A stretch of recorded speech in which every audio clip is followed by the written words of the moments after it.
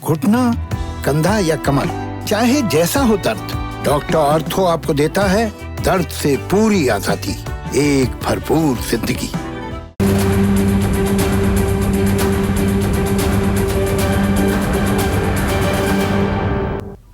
नमस्कार, मैं हूं संदीप चौधरी। आज सबसे बड़ा सवाल में हम बात करेंगे जान की और जहान की। कहावत पुरानी है, जान है तो जहान है, लेकिन अपने आप में मुकम्मल नहीं है। इस संकट काल, संक्रमण काल, इस आपदा काल, आफत काल ने यह साबित कर दिया है कि हां, जिंदगी बहुत जरूरी है, लेकिन साथ ही साथ जहान को कायम रखना भी जरूरी है। सिर्फ जान बचने से काम नहीं हो जाता। ये आपने, मैंने, हम सब ने भोगा है। हम भुक्त भोगी हैं। फर्स्ट हैंड एक्सपीरियंस लिया है हमने इस बात का।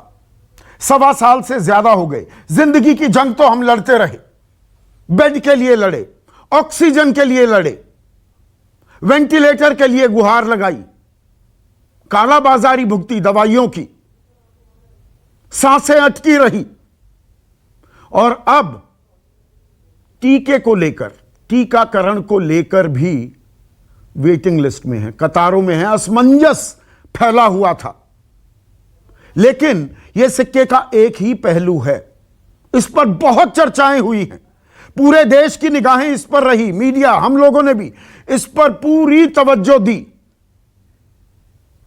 लेकिन जहान की बातें कहीं छिपी रह गई। जहान का मतलब रोजी रोटी, आपकी नौकरी, मेरी नौकरी, हमारी तनख्वाहें, हमारी आमदनी, घर का खर्च, बच्चों की पढ़ाई लिखाई, मां बाप की तीमारदारी, इन सब के लिए पैसे की जरूरत होती है। और नौकरियां गई हैं। 23 करोड़ लोग गरीबी रेखा से नीचे चले गए। अब इस आकलन को भी झुटलाने की कोशिश की जाती है।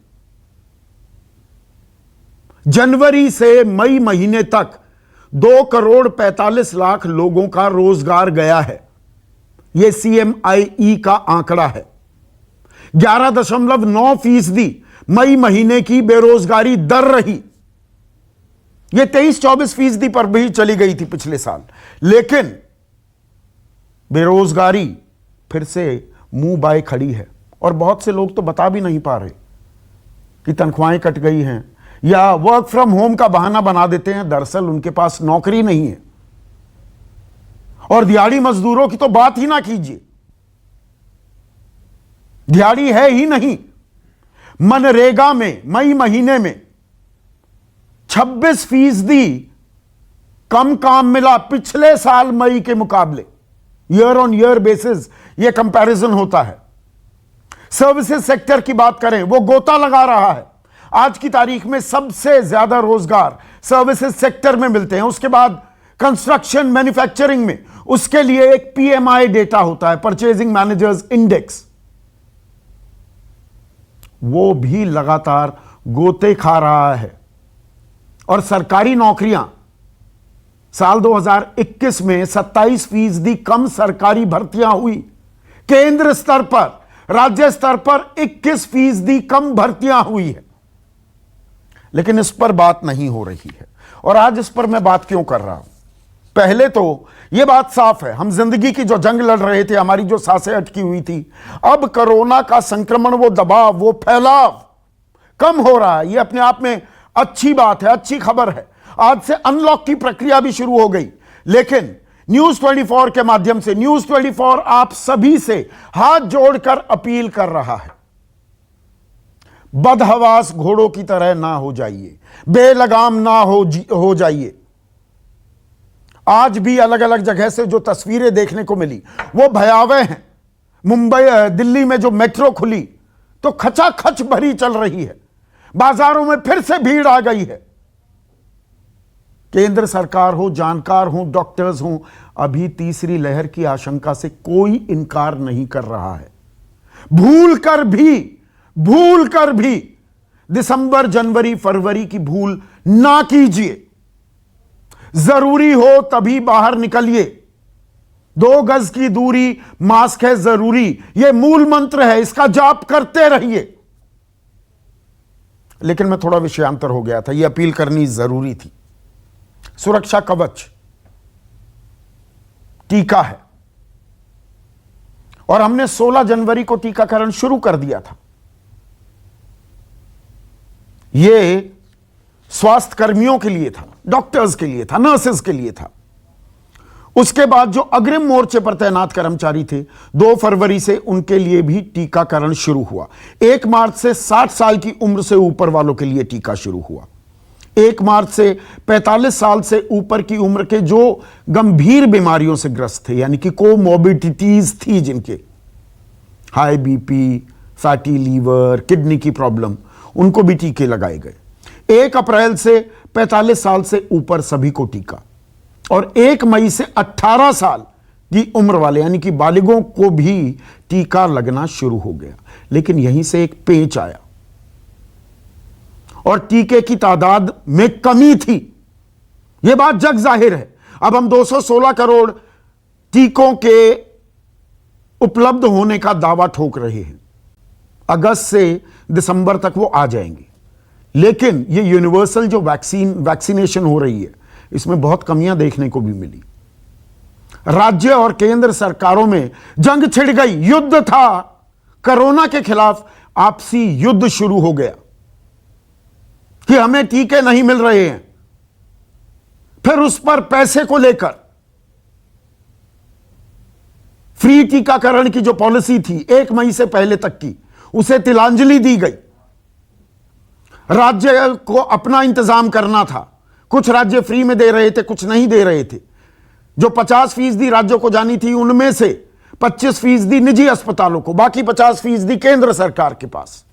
आज प्रधानमंत्री मोदी देश के सामने आए अभी 5 बजे, और सरकार ने ऐलान किया कि केंद्र सभी लोगों को मुफ्त वैक्सीन उपलब्ध कराएगा।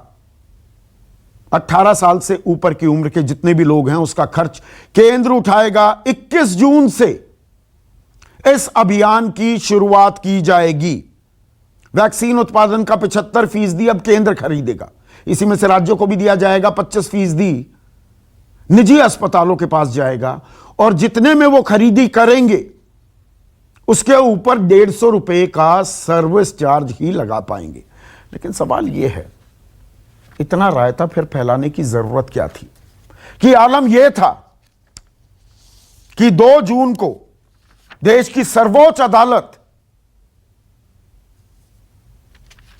में जस्टिस धनंजय वाई चंद्रचूड़ की अगुवाई की 3 जजों की पीठ ने टीकाकरण अभियान सरकार की नीति को तर्कहीन, इर्रेशनल और मनमाना करार दिया था। तर्कहीन और मनमाना, यह सुप्रीम कोर्ट ने कहा था। और कई सवाल भी पूछ लिए थे कि 35,000 करोड़ का तो प्रावधान किया गया था टीका लगाने के लिए, उसका कितना इस्तेमाल हुआ? वैक्सीन कहां कहां पर कितनी लगी हैं? शहरों में कितनी लगी, गांव में कितनी लगी? इसका ब्यौरा, इसका लेखा जोखा मांगा गया है। 2 हफ्ते का टाइम दिया गया था। आज ही खबर आई, ग्रेटर नोएडा में एक पॉश लोकेलिटी है, अलीगढ़ के एक ब्लॉक के सारे टीके ग्रेटर नोएडा की एक पॉश लोकेलिटी में लगवा दिए गए। तो ग्रामीण इलाकों का हक भी शहरी साधन संपन्न लोगों ने मार लिया, हथिया लिया। यह एक हकीकत है हमारी व्यवस्था की। कितनी वैक्सीन खरीदी गई, कितने के ऑर्डर दिए गए, कब तक सप्लाई होगी, टाइमलाइन मांगी सुप्रीम कोर्ट ने। और कैसे कैसे पहला चरण, दूसरा चरण, तीसरा चरण क्या होगा। और राज्यों से भी टीकाकरण पर रुख, मुफ्त टीकाकरण पर रुख साफ करने को कहा गया। लेकिन अब केंद्र ने यह जिम्मेदारी ले ली है। ग्लोबल टेंडर्स भी फ्लोट किए गए। राज्य सरकारें ग्लोबल टेंडर्स फ्लोट कर रही थी। मैंने पहले दिन I stuck my neck out और कहा, आपको याद होगा, कहा था यह नौटंकी चल रही है, यह ग्लोबल टेंडर्स से कुछ नहीं निकलने वाला। एक वायल वैक्सीन का नहीं आएगा, और वो नहीं आया। केंद्र ही नोडल एजेंसी हो सकती है, यही बात पंजाब सरकार को, दिल्ली सरकार को, फाइजर और मोडेर्ना ने भी कही। दूसरी अहम बात जो प्रधानमंत्री मोदी ने कही वो ये कि दीपावली तक, आने वाले नवंबर महीने तक 80 करोड़ लोगों को जो 5 किलो अनाज यानी कि गेहूं या चावल जो दिया जा रहा है वो जारी रखा जाएगा। 80 करोड़ लोगों को, बहुत अच्छी बात है। देश में गरीबों की संख्या भी बहुत बड़ी है, कम से कम रोटी का तो इंतजाम हो जाएगा। लेकिन यह अपने आप में एक अस्थायी व्यवस्था है क्या? एक टेम्पररी रिलीफ है क्या? सिर्फ गेहूं और चावल देने से कि जी पेट तो भर जाएगा, रोजी चलेगी क्या? बेरोजगारी की जो यह समस्या है, रोजगार उत्पन्न करने की जो हमारी क्षमता है, जो ताकत है, जो दावा था 2 करोड़ रोजगार हर साल देने का, 7 साल में 14 करोड़ रोजगार होते हैं। तो रोजी रोटी में रोजी अगर दे दी जाए तो रोटी की व्यवस्था क्या अपने आप नहीं हो जाएगी? इन सवालों पर बात करूंगा, लेकिन प्रधानमंत्री ने आपसे कुछ ही देर पहले देश को जो संबोधित किया, अहम बातें क्या कही वो सुनिए। 21 जून सोमवार से देश के हर राज्य में 18 वर्ष से ऊपर की उम्र के सभी नागरिकों के लिए भारत सरकार राज्यों को मुफ्त वैक्सीन मुहैया कराएगी। वैक्सीन निर्माताओं से कुल वैक्सीन उत्पादन का 75% हिस्सा भारत सरकार खुद ही खरीदकर राज्य सरकारों को मुफ्त देगी। यानी देश की किसी भी राज्य सरकार को वैक्सीन पर कुछ भी खर्च नहीं करना होगा।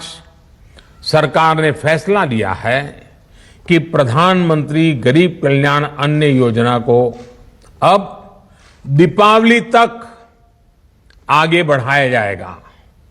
महामारी के इस समय में सरकार गरीब की हर जरूरत के साथ उसका साथी बनकर खड़ी है।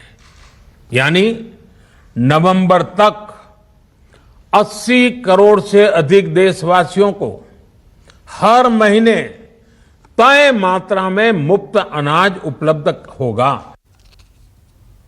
पिछले साल जो अनाज उपलब्ध हो रहा था उसमें 5 किलो गेहूं या चावल और 1 किलो दाल भी थी। 1 किलो दाल अभी बंद कर दी गई है। अभी ये देखना होगा 1 किलो दाल भी आती है या नहीं।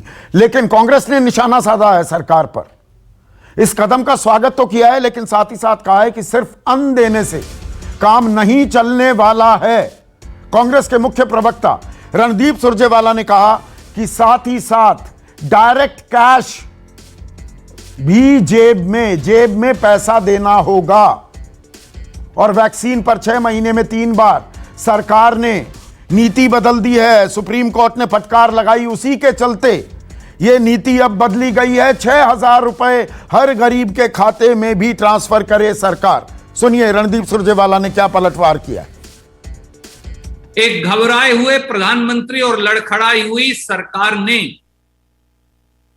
कांग्रेस, विपक्षी दलों और सुप्रीम कोर्ट के सख्त रवैये और आदेश को देखते हुए अब 21 जून 2021 से तीसरी बार नीति फिर बदल दी और कहा कि सरकारी अस्पतालों में 18 वर्ष से अधिक की आयु के लोगों के टीकाकरण की जिम्मेवारी भारत सरकार लेगी।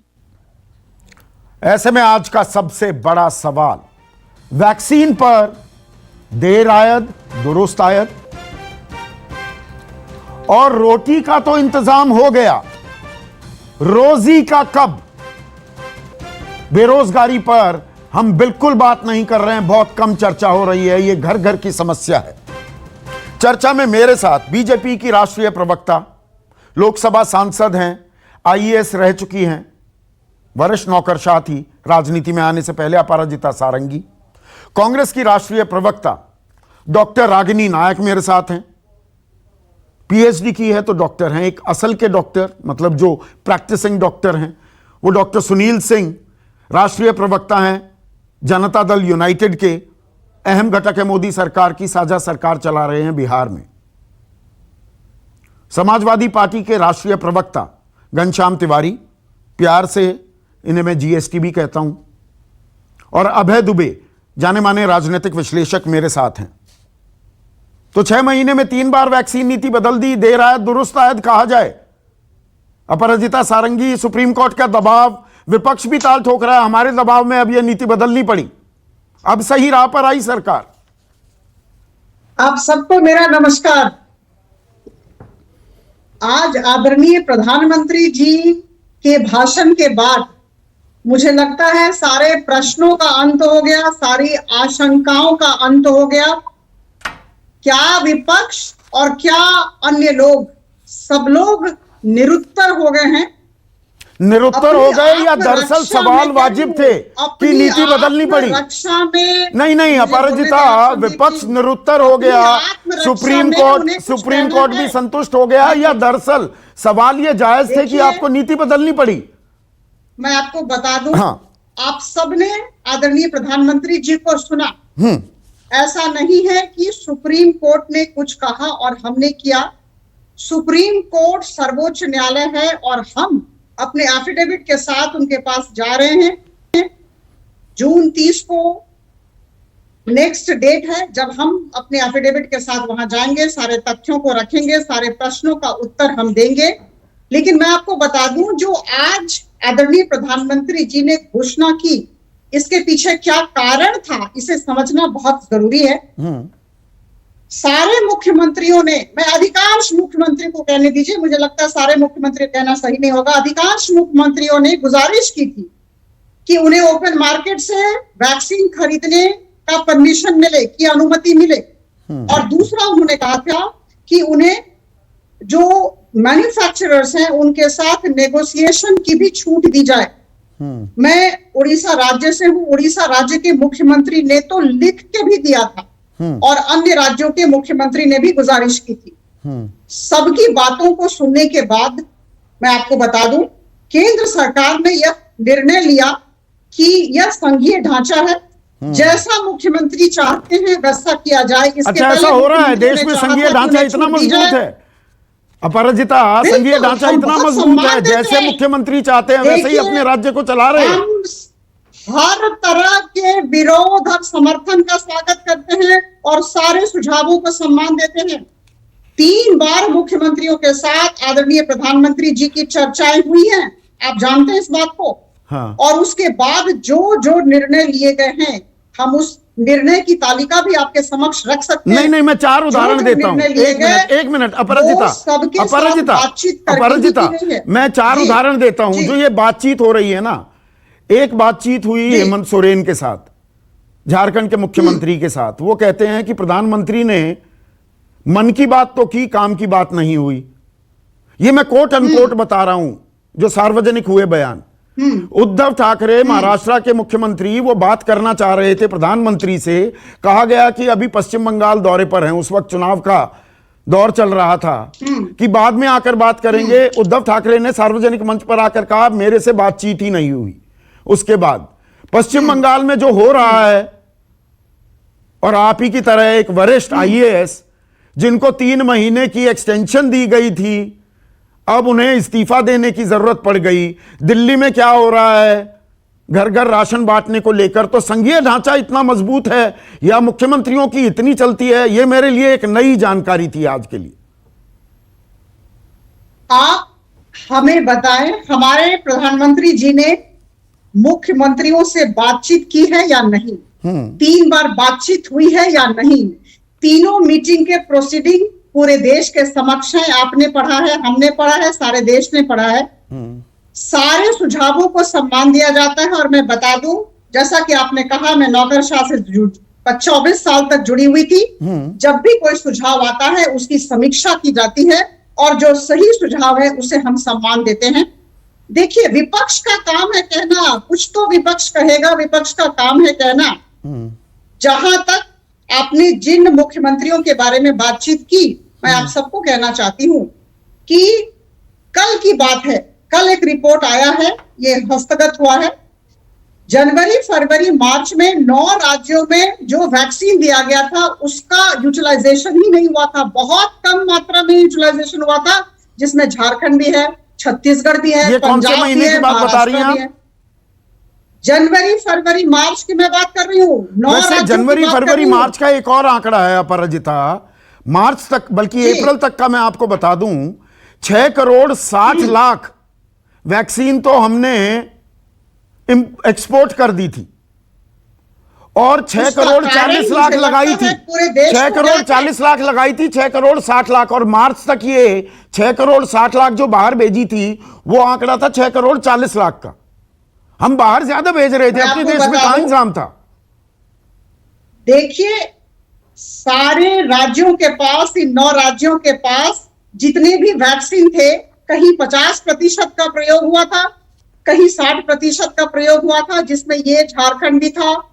और ऑल द मोर रीजन सरकार को अपने आप में नियंत्रण रखना चाहिए था, केंद्र सरकार ही नोडल एजेंसी बनती। जहां तक, संदीप जी मुझे बोलने दें, जहां तक 6 करोड़ 63 लाख के निर्यात का सवाल है, इस पर हम लोगों ने काफी वाद विवाद किया है और सबको, पूरे देश को ज्ञात है इसका कारण। कुछ कमिटमेंट्स थे और इसमें हमारे, तो चलिए विपक्ष की बात छोड़िए, ये दरअसल आपने बल्कि तारीख भी बताई, 30 जून को जो हलफनामा देना है, एफिडेविट दाखिल करना है, ये सुप्रीम कोर्ट ने जो सवाल पूछे थे ना, तर्कहीन मनमाना बताया सरकार के रवैये को कि भाई आप पैसे कैसे ले सकते हैं, और आज तक टीकाकरण इस देश में हुआ, पैसे कब लिए गए? 86 से टीकाकरण चल रहा है, राष्ट्रीय नीति है, आप मुझसे बेहतर जानती हैं, आप नौकरशाह रही हैं, और 35,000 करोड़ रुपए का जो प्रावधान किया गया था उसका कितना इस्तेमाल हुआ, ग्रामीण इलाके में कितने टीके लगे, ये तमाम सवाल विपक्ष नहीं, ये सुप्रीम कोर्ट ने पूछे, इनका दबाव आ गया। मैं बहुत स्पष्टता के साथ संदीप जी एक बात कहना चाहती हूं, सर्वोच्च न्यायालय में मामला विचाराधीन है, हम एफिडेविट रख रहे हैं, सारे प्रश्नों का उत्तर देने वाले हैं, तो अभी ये कह देना कि ये जो मामला है इसका निर्णय आ गया है, अब तो हलफनामे में ये कहेंगे ना हमने अपने हाथ में ले लिया, केंद्र के कंट्रोल में है सब कुछ। अब तो ये कहा जाएगा 21 तारीख से हमने कर दिया शुरू और हम फ्री वैक्सीनेशन कर रहे हैं, यही सवाल पूछ रही थी सुप्रीम कोर्ट। आज हमारे प्रधानमंत्री जी ने नेतृत्व की परिभाषा पूरे देश के सुप्रीम कोर्ट के दबाव में है, हम सबको मानना होगा। सुप्रीम कोर्ट के दबाव में 2 तारीख को बातचीत हुई, बिल्कुल नहीं, मुख्यमंत्रियों से बातचीत हुई, वो तो मामला विचाराधीन है। हम तो अपने तथ्यों के साथ, तर्कों नहीं, जवाब मांगा था ना, विचाराधीन तो बड़ा ऑल एनकम्पसिंग वर्ड हो जाता है, दरअसल जवाब मांगा है ना, आपको हलफनामा देना, आप जवाब ये देंगे जी 21 जून से हमने कर दिया है शुरू यूनिवर्सल फ्री वैक्सीनेशन। एफिडेविट में हम लिखेंगे, लेकिन आज जो आदरणीय प्रधानमंत्री जी ने अनाउंसमेंट किया, जो ऐलान किया, जो घोषणा की, इसके पीछे सारे मुख्यमंत्रियों की चिट्ठियों में जो लिखा है, जो सुझाव आया है, उनको सम्मान देते हुए, उनकी इच्छा को सम्मान देते हुए इस तरह का ऐलान हुआ है। ठीक है रागिनी, अगर राज्य सरकारें कहेंगी जी हमें टेंडर फ्लोट करने दो, हमें अपने पैसों से, because health is a state subject, हमें खरीदी करने दो भारत बायोटेक से, सीरम इंस्टीट्यूट ऑफ इंडिया से, सरकार अगर उसकी इजाजत देती है, फिर रायता फैलता है, तो आप फिर से केंद्र सरकार के पाले में गेंद डालती हैं, तो ये तो वो बात हो गई, चित भी मेरी पट भी मेरी, अंटा लेकर आम आदमी घूमता रहे। संदीप जी देखिए, सबसे पहली बात यह है कि जब देश की जनता की जान बचाने की बात हो तो चित्त पट और श्रेय लेने बटोरने का काम कांग्रेस पार्टी को नहीं करती। अब आप देखिए कि पहली लहर के बाद दूसरी लहर के कुप्रबंधन के कारण जितना घातक ये कोरोना सिद्ध हुआ है, उतना ही घातक मोदी सरकार की जुमला घोषणाएं भी सिद्ध हो गई हैं। मैं थोड़ा सा पीछे ले जाऊंगी, मुझे आप 30 सेकंड की भूमिका बना रहे। आप देखिए, पिछले साल अप्रैल में मोदी जी ने कहा था कि 21 दिन में कोरोना से जंग जीत जाएंगे। आज अच्छे दिन के साथ साथ देश के लोग उस 21वें दिन का भी इंतजार कर रहे हैं। फिर जनवरी 2021 में आ जाइए, फिर एक बड़ी घोषणा हुई डावोस पे वर्ल्ड इकोनॉमिक फोरम में। मोदी जी ने कहा कि जंग हम जीत चुके हैं। उसके बाद हमने किस तरीके का मातम का मंजर देखा। फिर अभी 2 महीने पहले एक और बड़ी घोषणा मोदी जी ने की कि 3 महीने के भीतर 551 ऑक्सीजन प्लांट लग जाएंगे। कितने ऑक्सीजन प्लांट लग रहे हैं देश भर में, आप अच्छी तरीके से इस बात से वाकिफ हैं। आज एक और बड़ी घोषणा हुई है, लेकिन ये घोषणा है या जुमला है? आज अपराजिता जी कह रही हैं कि प्रश्न खत्म हो गए। मैं कहती हूं कि प्रश्न तब खत्म होंगे जब टीकाकरण संपूर्ण हो जाएगा। आज केवल मोदी जी ने कुछ नए तो इसका स्वागत शब्द करती है अपने ना मुंह से निकाले हैं जो मांग कर रही थी कांग्रेस पार्टी, जो विपक्ष आप लोग लगातार आरोप लगा रहे थे कि मुफ्त टीके लगने चाहिए, तो वो सरकार ने वो बात मान ली। तो अब क्या सरकार के साथ समन्वय बनेगा या टीका टिप्पणी होती रहेंगी? टीके पर जोर नहीं होगा, टीका टिप्पणी पर होगा क्या जोर? आप देखिए ब्लू टिक पर जोर तो मोदी सरकार लगा रही थी जब टीकों की डिमांड जनता कर रही थी, तो किसकी क्या प्राथमिकता है ये तो देश देख चुका है। पर मुझे बताइए कि एक नीति, भाई वन नेशन वन टैक्स, एक निशान एक विधान, ये भाजपा संघी तो बोलते हैं, उसके बाद एक दवा एक नीति क्यों नहीं बनाई? हाँ, तब फिर संघीय ढांचे की दुआई देते हैं, मुख्यमंत्रियों की बात नहीं सुनी जाती। परंतु अरे संदीप जी बोल तो लेने दीजिए। किंतु परंतु इफ बट तो अभी भी है। ये निजी अस्पतालों का 25% क्या होता है? मोदी जी आज आकर ये क्यों नहीं बोले कि 35,000 करोड़ रुपया आवंटित किया था, मैं आज सार्वजनिक मुफ्त टीकाकरण का ऐलान करता हूं, हम खरीदेंगे, राज्य सरकार लगाएगी, खत्म कहानी। अभी भी एक प्राइवेट अस्पताल का एंगल आया। मुझे बताइए टीके हैं कहां? तो इस देश में साधन संपन्न लोग नहीं है, करोड़पति भी मुफ्त में टीका क्यों लगाएं? संदीप जी एक बार इनसे पूछ लीजिए 108 करोड़ टीके कहां से लाएंगे? वो टाइमलाइन दे रहे हैं। फाइजर, मॉडर्ना और फाइजर से आज तक क्या डील कर पाए हैं मुझे बताइए? 15 लाख लोग औसतन रोज टीका लग रहा है उन लोगों को। इस गति से अगर हम जाएंगे तो जून 2024 से पहले संपूर्ण टीकाकरण नहीं हो सकता। और मुझे लगता है शायद वो भी आपदा में अवसर खोजने का एक तरीका है कि मई 2024 तक खींच कर ले जाएं और वहां कुछ श्रेय बटोर ले। तो ये श्रेय बटोरने का काम मोदी सरकार करेगी, कांग्रेस नहीं करेगी।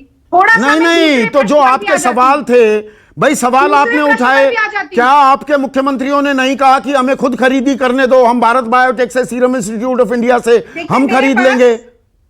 आप देखिए मेरे पास राहुल गांधी जी का ट्वीट है, आप चाहें तो मैं आपको दिखा देती हूँ। लगातार ये बात कही जा रही थी कांग्रेस पार्टी के केंद्रीय नेतृत्व के द्वारा कि मोदी सरकार खरीदे और वितरण करें राज्य सरकार। अगर ये नहीं, आपके मुख्यमंत्री कह रहे थे ना, मुंबई ने सबसे पहले ग्लोबल टेंडर निकाला कि नहीं, वहां किसकी सरकार है? तो देखिए, नहीं आप देखिए, ग्लोबल टेंडर निकाला, नहीं निकल पाया। केंद्र सरकार ने जो ग्लोबल टेंडर निकाला है, क्या उसमें मिल रही है दवाइयां, टीके मिल रहे हैं? ये तो बताइए। टाइमलाइन ही तो दी है। आज क्या हो रहा है देश में, ये बड़ा सवाल है। और मैं एक बात और जानना चाहती हूँ संदीप जी, थोड़ा सा मुझे 1 मिनट और निर्विरोध बोल लेने दीजिए। आपने रोजी और रोटी का भी जिक्र किया, मैं अभी उस पर आ रहा हूं। 97% लोग, नहीं, वो दो चीजें जंप हो जाती हैं। अभी रोजी रोटी पर बात करूंगा, मैं पूरी बात करने वाला हूं। पूछ लीजिए ना सवाल, मैं सारे जवाब आपको दे देती हूं साथ में। 1 मिनट, अभी 3 और मेहमान बैठे हुए हैं। रागिनी, शांति कीजिए, चरणबद्ध तरीके से, मैं यहां किसी मुद्दे को नहीं छोड़ता हूं। डॉक्टर सुनील सिंह, ये जो असमंजस था टीके को लेकर, जो रायता फैला तो हुआ था ना, क्या अब वो खत्म होगा? पहले तो संदीप जी, हम प्रधानमंत्री के इस फैसले का स्वागत करते हैं। और आपने जो कहा कि ये सुप्रीम कोर्ट के प्रेशर में है, मैं इससे इत्तेफाक नहीं रखता। अच्छा। सुप्रीम कोर्ट में मामला विचाराधीन है, वो टिप्पणियां थी, कोई फैसले नहीं आए थे। अगर इसमें देखा जाए तो माननीय नीतीश कुमार जी ने बिहार में निःशुल्क टीके का अनाउंसमेंट डे 1 से कर रखा था, तो उनके इसी मॉडल का अनुसरण केंद्र सरकार ने किया।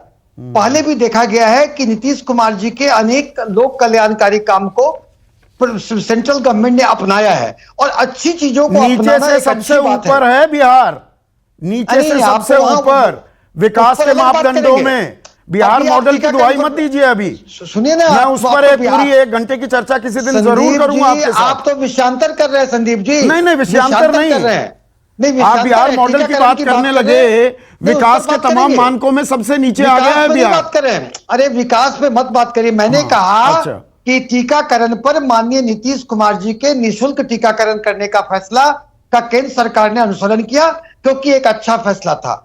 हर गांव तक बिजली देने का भी फैसला माननीय नीतीश कुमार जी ने किया था। तो ये कंफ्यूजन फैलाई ना, 1 मई से जी 50% केंद्र खरीदेगा, 50% राज्य खरीदे, उनमें से 25% करना पड़ा, निजी अस्पतालों के पास जाएगा। कंफ्यूजन हो गई।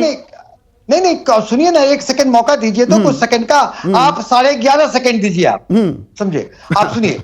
और तीसरा कारण, जो प्रमुख कारण रहा होगा, क्योंकि निःशुल्क टीकाकरण की राज्यों के आग्रह पर राज्य को प्रोक्योर करने की बात कह दी गई, लेकिन कुछ एक राज्य जैसे पंजाब, उसमें भी घोटाला करने लगे। 400 का चीज लेकर के 1500 में बेचने लगे। तो इस तरह के राज्यों का जो डिमांड था कि मैं खरीद सकूं, इसके पीछे मंशा दूसरी थी। ये 5 करोड़ का फायदा उठाया और फिर बाद में पंजाब के स्वास्थ्य मंत्री कहते हैं हमें पता ही नहीं था, अरे ऐसा गड़बड़ झाला हो गया। यकायक कुंभकर्णीय निद्रा से जागी थी पंजाब सरकार। और उसी तरह कांग्रेस पार्टी की जो प्रवक्ता कह रही हैं, तो कांग्रेस पार्टी के सर्वोच्च नेतृत्व का दायित्व तो इतना ही है कि वो ट्वीट करते हैं और विदेश चले जाते हैं। ट्वीट करके विदेश चले जाने का बीच में नहीं, ये एक अलग चीज है, अलग चीज है। तो इन सब चीजों के ये जो मुफ्त, ये निःशुल्क टीकाकरण का फैसला है, ये स्वागत योग्य है। इसके कारण जो है वो स्पष्ट है कि राज्य सरकारें केंद्र सरकार की आलोचना करके कि हमें चाहिए, तो इस कंफ्यूजन में हमने वैल्यूएबल टाइम लूज किया ना, 1.5 महीने बर्बाद कर दिए। जनता देख रही है, नोक झोंक में जनता देख रही है संदीप जी, और ये जनता को महसूस करना होगा। देखिए, आप इतने संवेदनशील पत्रकार हैं कि टीकाकरण पर इतने वाद विवाद कर डिबेट करवाते हैं ताकि अलाव और शम्मा जलती रहनी चाहिए। तो ये जो अलाव जल रहा है, इसमें बहुत सी पार्टियां बेनकाब हो रही हैं। मैं फिर कहूंगा, कौन बेनकाब हो रहा है? टीकाकरण इस देश में हमेशा एक राष्ट्रीय नीति थी ना, केंद्र सरकार कराता था टीका, कि कोई राज्य सरकारें कब कराती थी? आप बताइए ना मुझे, आप तो डॉक्टर हैं। आप तो इतना डिबेट कराए हैं, आपके सामने क्लियर है कि केंद्र सरकार तो करा रही थी। राज्य सरकारों ने केंद्र सरकार पर कोऑपरेटिव फेडरलिज्म का दुहाई देकर के तरह तरह की बातें बोल के कौन कौन से लांछन लगाए कि हमें पावर दो, हमें पावर दो। और जब पावर दिया गया तो पंजाब ऐसे पावर दो कि कहते थे टीके दे दो, नहीं दे पा रहे हो तो हम खुद ही खरीदें। नहीं, ऐसा नहीं कहते थे।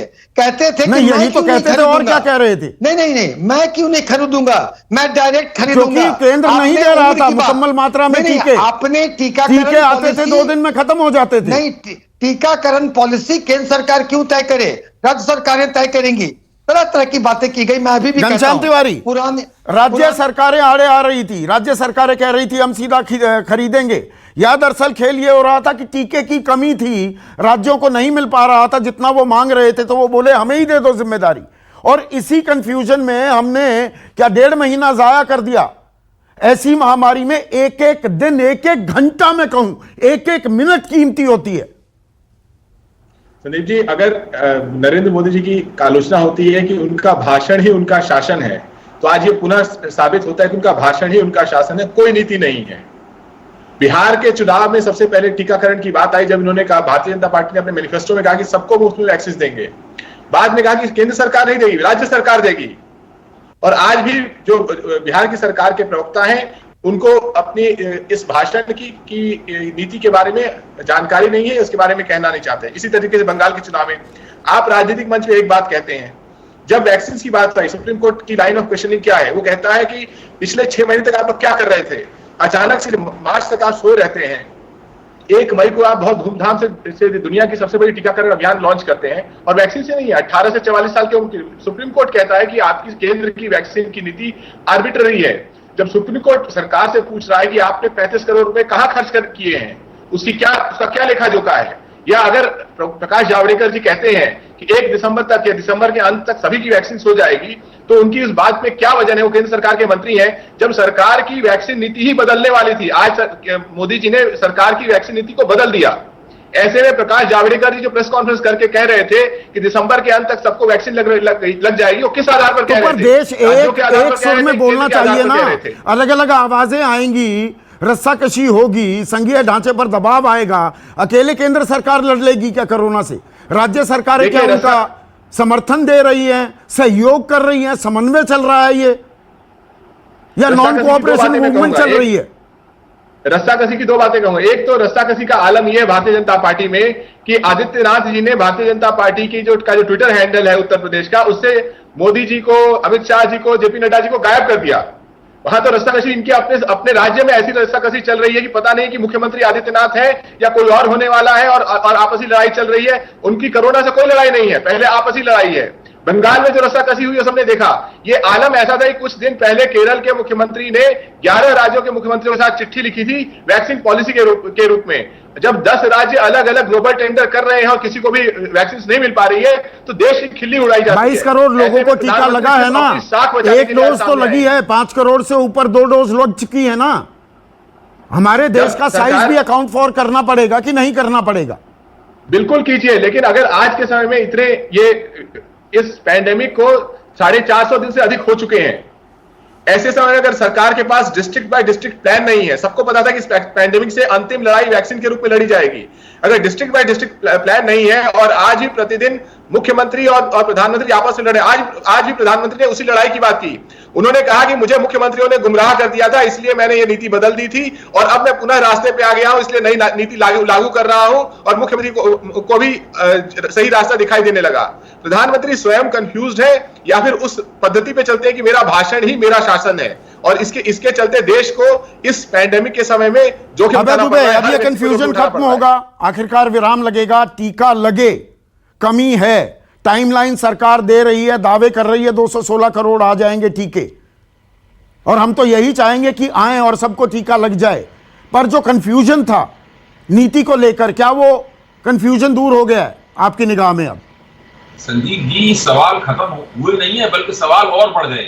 अब मैं आपके सामने एक नया सवाल पेश करता हूं, और यहाँ पे आदरणीय बीजेपी की योग्य प्रवक्ता अपराजिता जी मौजूद हैं, ये उनके जेरे नजर भी ये सवाल है।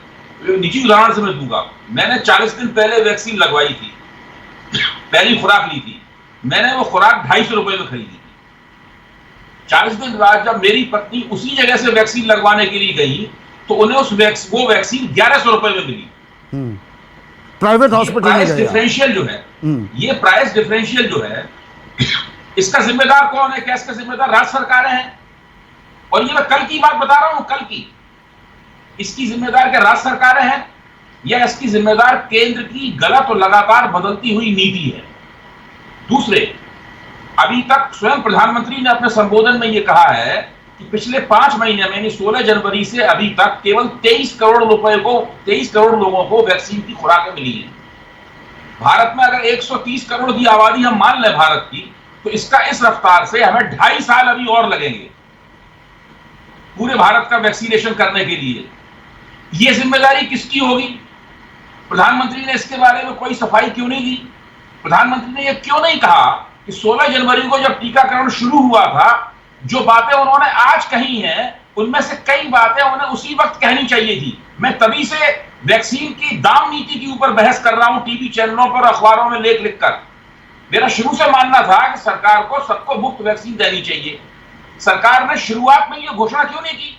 अगर सरकार शुरुआत में यह घोषणा कर देती और वैक्सीन की प्रचुर सप्लाई होती, पर्याप्त सप्लाई होती, तो राज्यों को कोई ग्लोबल टेंडर फ्लोट करने की या कंपनियों से अपनी बात करने की कोई जरूरत ही नहीं पड़ती।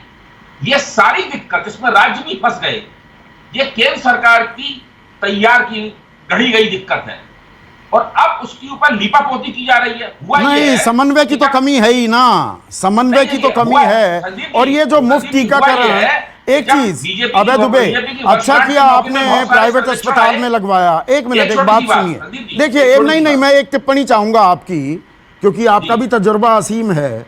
मुझे ये बताइए, आपने अच्छा किया, आपने 250 रुपए में, यानी कि प्राइवेट अस्पताल में लगवाया। आपकी बीवी ने, हमारी भाभी ने भी लगवाया 1100 साढ़े 1100 रुपए का। ये जो मुफ्त टीकाकरण हो, जो साधन संपन्न है, भाई मैं मुफ्त टीका क्यों लगवाऊं? बहुत से लोग पलटकर ये भी कह सकते हैं मैं टैक्स दे रहा हूं, मेरे ही टैक्स से वो 35,000 करोड़ का एक प्रावधान फंड बनाया गया है, मुझे भी लगवाओ। पर जो साधन संपन्न है वो लगवा लें, जो गरीब हैं, जो दिहाड़ी मजदूर हैं, जो फ्रंट लाइन, उनको हम क्यों नहीं टारगेट करके और सबसे पहले मुफ्त टीका लगवाएं? ये मुफ्त करने के चक्कर में उसी में ही डिले हो जाता है सब कुछ। संदीप जी, आपने जब इस कार्यक्रम की भूमिका बनाई थी, तभी आपने कहा था कि अलीगढ़ के एक ब्लॉक के टीके ग्रेटर नोएडा में लड़ रहे थे, और जो गांव का जेपी ग्रीन, मैं सोसाइटी का नाम भी ले रहा हूं, शहर के संपन्न लोग हड़प रहे हैं। देखिए, सरकार की वैक्सीन नीति खराब हो या सही हो, कैसी भी हो, अभी तक गांव तक नहीं पहुंची है। कोरोना का प्रबंधन गांव तक नहीं पहुंचा है।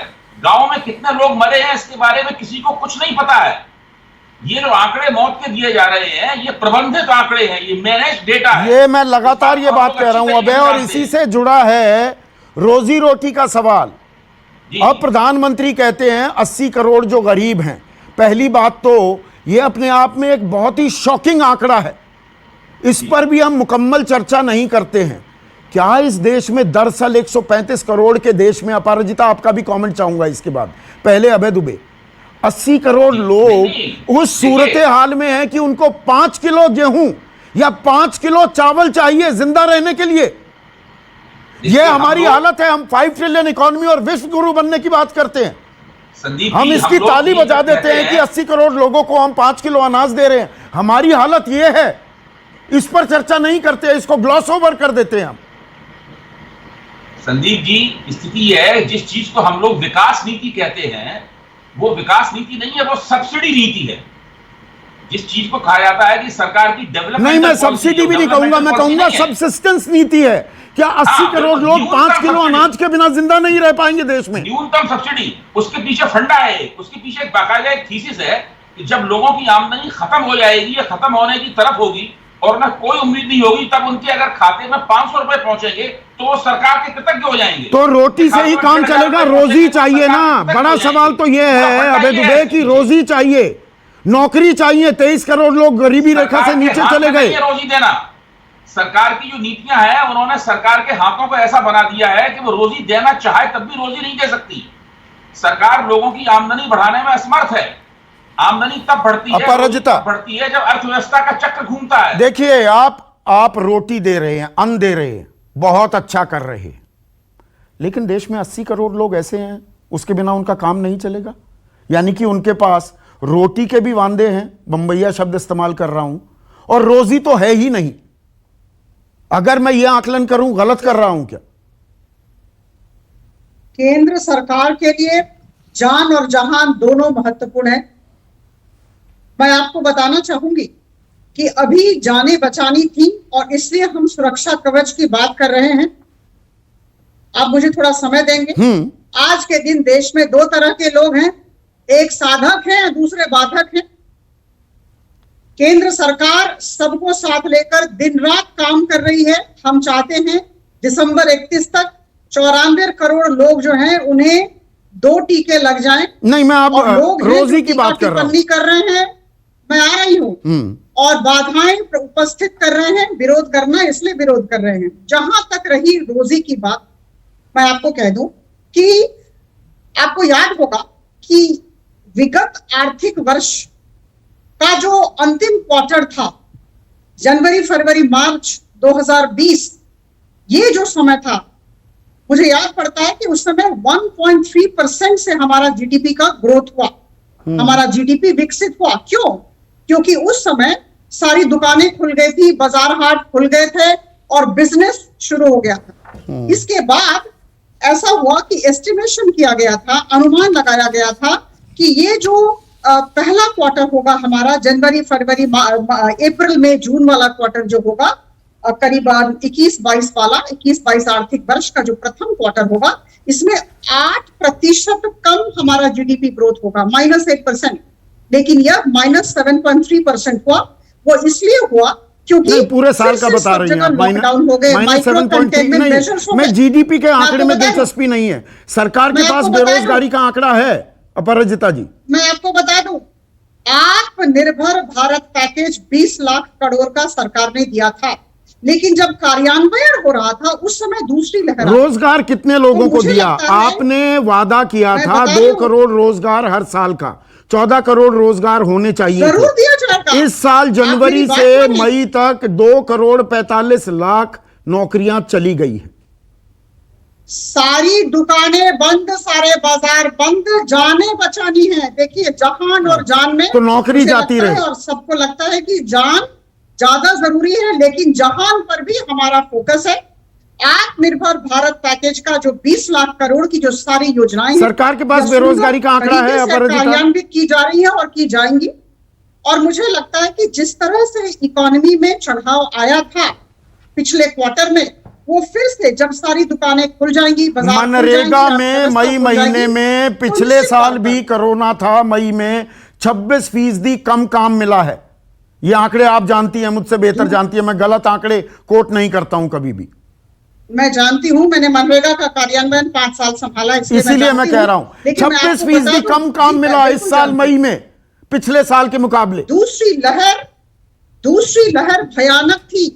अगर हमारे श्रमिक मजदूर फील्ड में जाते तो क्या हो जाता, इसका अंदेशा, इसका अनुमान हम सब लगा सकते हैं। नवंबर तक 5 किलो अनाज में अपना गुजारा करें। रोजी का संकट, सरकार अभी सरकार की प्राथमिकता जान बचाना है।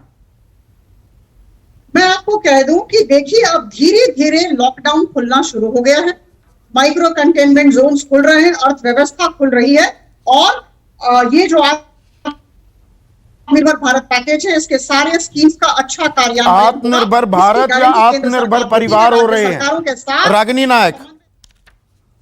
देश आत्मनिर्भर हो रहा है या परिवार, वो जो होता है ना बस में सवारी, अपने सामान और अपनी जान के लिए खुद जिम्मेदार है और अपनी नौकरी के लिए भी? संदीप जी, कहा तो तय था चरागा हर एक घर के लिए, कहा चराग मयसर नहीं शहर के लिए, 2 करोड़ नौकरी सालाना। उसके बाद तो खुद ही कह दिया था अमित शाह जी ने, जुमला है, 2 करोड़ तो हमने कहा ही नहीं था, तो हमने तो कहा था रोजगार के अवसर देंगे। तो देख लीजिए कि 1.25 साल में 12 करोड़ 20 लाख लोग बेरोजगार हो गए। केवल इस साल अप्रैल के महीने में 74 लाख लोग बेरोजगार हो गए। CMI का एक आंकड़ा ये भी कहता है कि 97% भारतीय कोरोना काल से पहले जितने संपन्न थे उससे कहीं ज्यादा विपन्न हो गए। तो करोड़ों लोग और ज्यादा बेरोजगारी की रेखा के नीचे आ गए। ये तो आज मोदी सरकार ने खुद ही, और सरकार क्या, मोदी जी ने खुद ही स्वीकार कर लिया। और उसी के ऊपर मतलब एक तरफ तो अर्थव्यवस्था गर्द व्यवस्था बनती जा रही है, बेरोजगारी चरम पे है, और उसके साथ महंगाई का आलम देख लीजिए। पिछले महीने 16 बार पेट्रोल डीजल का दाम बढ़ गया। जून के पहले हफ्ते में 4 बार पेट्रोल डीजल का दाम बढ़ गया। 6.5 साल महंगाई को काबू में रखा मोदी सरकार ने, ये भी हकीकत है। भाव है आप एक बहुत अच्छी तरीके से जानते हैं। तो ये तो जले पे नमक छिड़कने जैसी बात हो गई। और फूड, मतलब आप 2 जून की रोटी दे देंगे और फिर उस तरह से प्रचार करेंगे कि बहुत बड़ा एहसान कर रहे हैं देशवासियों के ऊपर। फूड के साथ फाइनेंशियल असिस्टेंस, अगर नौकरी नहीं दे सकते तो आप 6,000 रुपए की मदद करिए। मैं पूछना चाहती हूँ कि पिछले साल 20 लाख करोड़ का जुमला पैकेज अनाउंस हुआ था इकोनॉमी बूस्ट करने के लिए, उससे कितनी इकोनॉमी बूस्ट हो गई? इसीलिए मैंने आज अपने वक्तव्य की शुरुआत में कहा कि ये जुमला घोषणाएं हैं सभी। ठीक है, doctor Sunil Singh, quick comment चाहूंगा। सिर्फ 5 किलो अनाज से काम चल जाएगा, या ये भाई नौकरी नहीं दे सकते तो 5-6 हजार रुपए खाते में ट्रांसफर करो? संदीप जी, इसको आप देखने का नजरिया बदलिए। ये जो अभी 80 करोड़ की आबादी को जो राशन मिल रहा है, या माननीय मुख्यमंत्री जी जो सामुदायिक किचन नीतीश कुमार जी बिहार में चला रहे हैं, ये एक टेम्पोररी फिनोमेना है। ये वैश्विक आपदा है। उसमें आपने खुद कहा कि लोगों की नौकरियां गई हैं, तो नौकरियां जो गई हैं, लोग गरीब है, गरीब जो डेली वेजेस लेबर है, सिर्फ 5 किलो अनाज से संतोष कर ले या उसकी जेब में पैसे चाहिए? नहीं, ये टेम्पोररी है और नवंबर तक के लिए एक्सटेंड किया गया है। बाकी जो अर्थव्यवस्था पटरी पर आएगी, निश्चित आएगी, और ये वैश्विक फिनोमेना है। बल्कि भारतवर्ष के लिए तो हमें ये है कि हमारा जो जीडीपी में गिरावट उस रेशियो में फिनोमेना है। तो अगर हम यूरोप के, अमेरिका के उदाहरण लें, जीएसटी, तो सीधा डायरेक्ट बेनिफिट ट्रांसफर हुआ है जेब में, अमेरिका जैसे साधन संपन्न रिच मुल्क में भी। संदीप जी, देश की अर्थव्यवस्था का संपूर्ण विध्वंस किया जा चुका है, ध्वस्त किया जा चुका है। ऐसे में न क्षेत्रीय संतुलन पे ध्यान दिया गया है। जैसे अब सुनील जी नहीं बता रहे कि विशेष राज्य के दर्जे का क्या हुआ बिहार में, इतना बड़ा अभियान चलाया गया। न इस चीज का ध्यान दिया गया कितने लोग गरीबी रेखा से नीचे जा रहे हैं। सिर्फ चमकते धमकते कुछ आंकड़े कहीं से जुटा लिए जाते थे और उसको प्रस्तुत कर दिया जाता था प्रधानमंत्री जी की तस्वीर के सामने। सच ये है कि इस देश में अभी जो सरकार है वो जिस तरीके से चल रही है, इसके पास कोई आर्थिक नीति नहीं है, उसके पास कोरोना से लड़ने की नीति नहीं है, उसके पास ये नीति नहीं कि देश इस बेरोजगारी के आलम से कैसे बाहर आएगा, किस तरीके से रोजगारों का सृजन होगा, या शिक्षा नीति नहीं, रोजगार नीति तो होनी चाहिए ना। बेरोजगारी के आंकड़े सरकार बताती नहीं है। अबे दुबे 25 सेकंड का कमेंट चाहूंगा। आंकड़े बताती नहीं है और कितने रोजगार सृजित हुए उसमें गोलमोल जवाब दिए जाते हैं सदन के पटल पर कि जी इतने ऑटो खरीदी हुई, इतने ट्रक की हुई, इतनी बसेस की हुई, तो इतने ड्राइवर हो गए, तो जी इतने क्लीनर, इतने खलासी हो गए, तो हम अज्यूम कर लें कि इतनी नौकरियां बन गई। संदीप जी, भाजपा ने एक प्रस्ताव पास कर रखा है, इसका नाम है न्यू इंडिया। भाजपा को न्यू इंडिया बनाना है और उस न्यू इंडिया में हर व्यक्ति से, हर नागरिक से एक शपथ दिलाई जाती है उसे, और उस शपथ में एक लाइन ये भी है कि आप रोजगार सरकार से नहीं मांगेंगे, आप अपना रोजगार खुद पैदा करेंगे। नहीं, स्वरोजगार भी अच्छी नीति है, पर हमें एग्जैक्ट फिगर्स पता होनी चाहिए। नहीं, वो उसे फिगर देने से कोई मतलब ही नहीं है। उसने पूरी नीति ही बदल दी है अपनी। भारतीय जनता पार्टी इस थीसिस पे चली नहीं रही है कि उसको रोजगार देने हैं। ये तो हम लोग सवाल पूछते रहते हैं। तो सवाल सिर्फ जान का नहीं है, जान कीमती है, जान जरूरी है। महामारी थी, सरकार लेकर नहीं आई, जान पर प्राथमिकता दी, लेकिन जहान पर भी प्राथमिकता देने की जरूरत है। सिर्फ अन्न देने से काम नहीं चलेगा।